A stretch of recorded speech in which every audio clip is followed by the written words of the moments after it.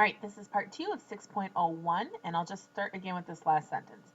However, if you could physically separate the two half reactions and provide a path for the transfer of electrons, then the movement of electrons would produce electricity. All right, so let's look at the cadmium electrode. Electrode being just a fancy word for that's the piece of cadmium metal. And the cadmium starts out as a solid, it goes into solution, and it started out with a charge of 0. It ends up with a charge of +2 plus 2 electrons. So is that oxidation or reduction? Oxidation occurs. Cadmium atoms ionize and move from the electrode into the solution.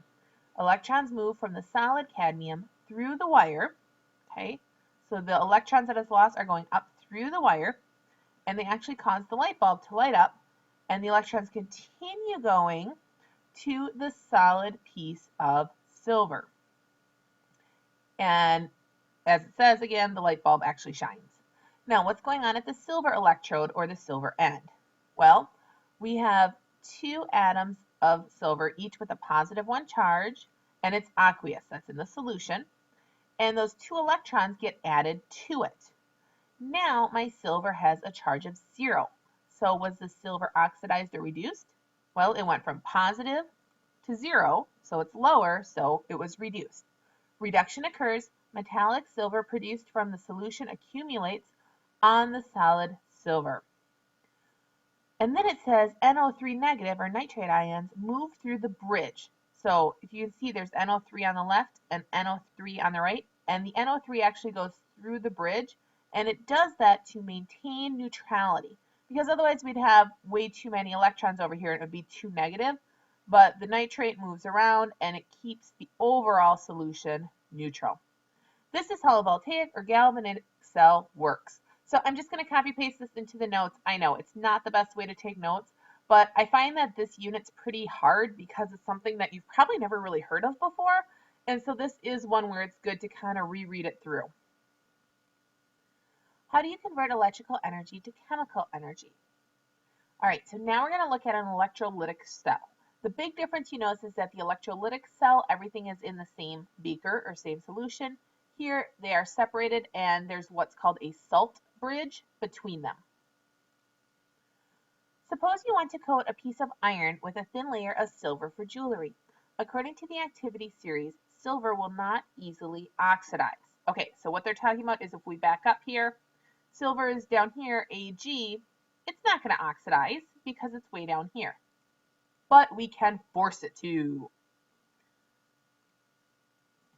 However, if you employ a source of electrons, so electrical energy from a battery, you can drive an oxidation-reduction reaction and plate the silver onto the iron. All right, the battery moves electrons from the silver strip to the iron strip.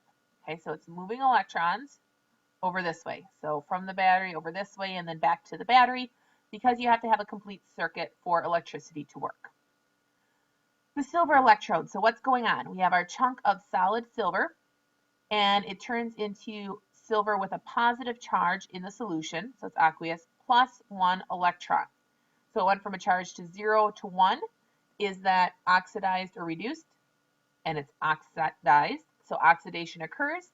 The battery removes electrons from the silver atoms, causing them to ionize and move from the strip, so they actually come off here, and now they're floating around in the solution.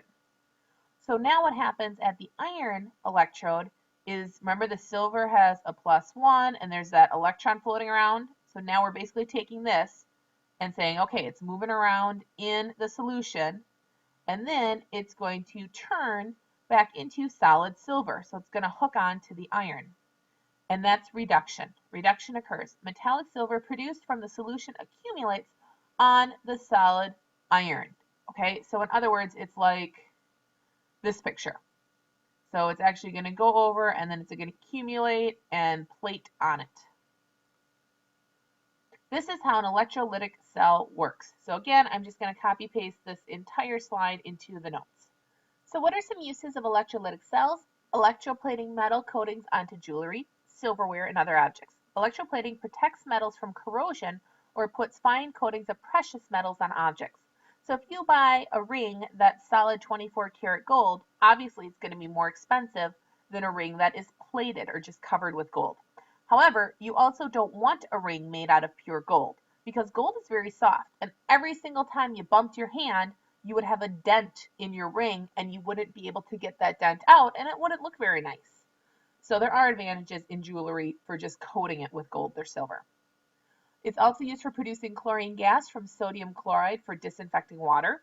This process has the advantage of using small systems on site rather than transporting quantities of toxic chlorine gas from large suppliers.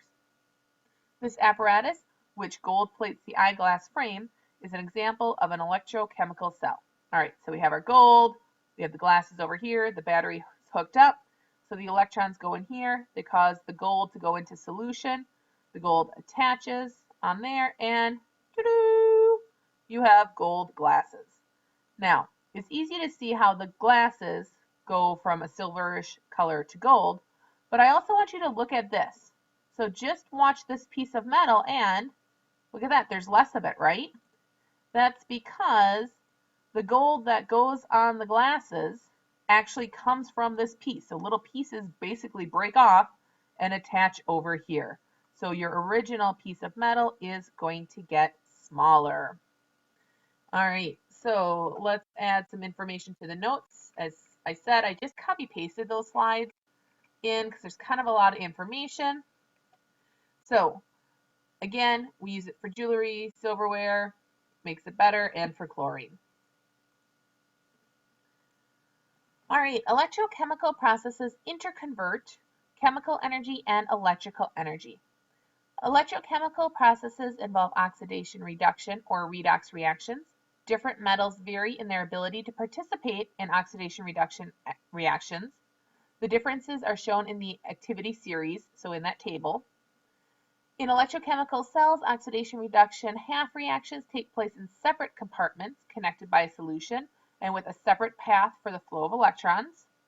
Voltaic or galvanic cells use spontaneous redox reactions to produce electricity. Electrolytic cells use electrical energy or battery to drive or force non-spontaneous redox reactions. Electrochemical processes transfer electrons through electrochemical cells. They either produce chemical energy or electrical energy. And so I just threw that in our notes and just kind of organized it a little bit.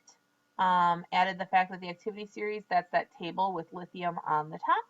And so feel free to copy down any of the notes that you would like as well.